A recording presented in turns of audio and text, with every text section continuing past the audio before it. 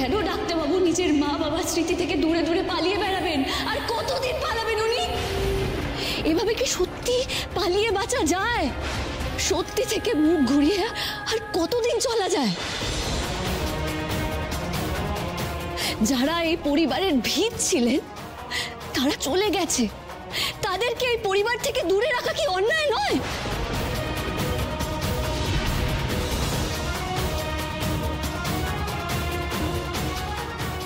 তাদের তো কোনো দোষ ছিল না, কি বড়বাবু?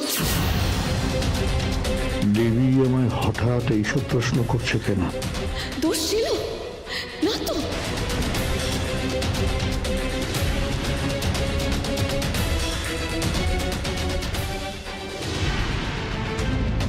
দেবী এভাবে কেন বলছে? ও কি কাল সত্যি কিছু শুনে ফেলেছিল? না না, ও যদি শুনতো তাহলে কি এত স্বাভাবিক থাকতো? আমাকে কোনো প্রশ্ন করতো না, এটা তো হতে পারে না।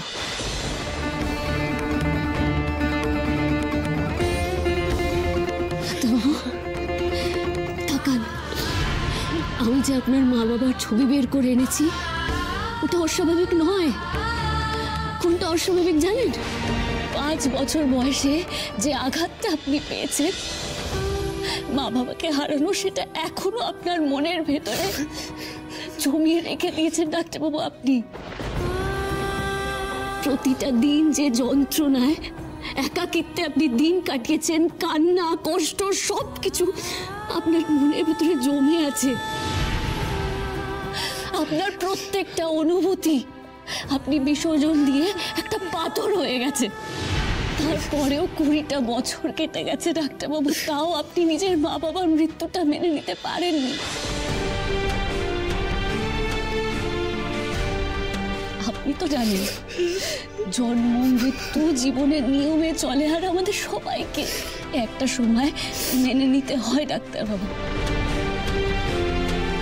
আপনি যদি নিজেই বাঁচা ছেড়ে দেন, তাহলে এতগুলো বছর ধরে আপনাকে কষ্টে দেখে আপনার মা বাবা কতটা কষ্ট পাচ্ছেন বলুন তো? আমি জানি আপনজনদের হারানোর কষ্ট সেই বোঝে যার উপর দিয়ে যায়। এবার নিজের মনের জানলাগুলো খুলে দিন ডাক্তারবাবু।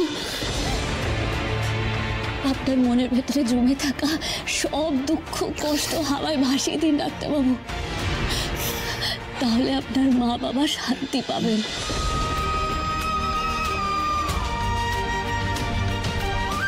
কারণ সন্তানকে কষ্টে দেখলে কোনো মা বাবা সেটা সহ্য করতে পারে না ডাক্তারবাবু।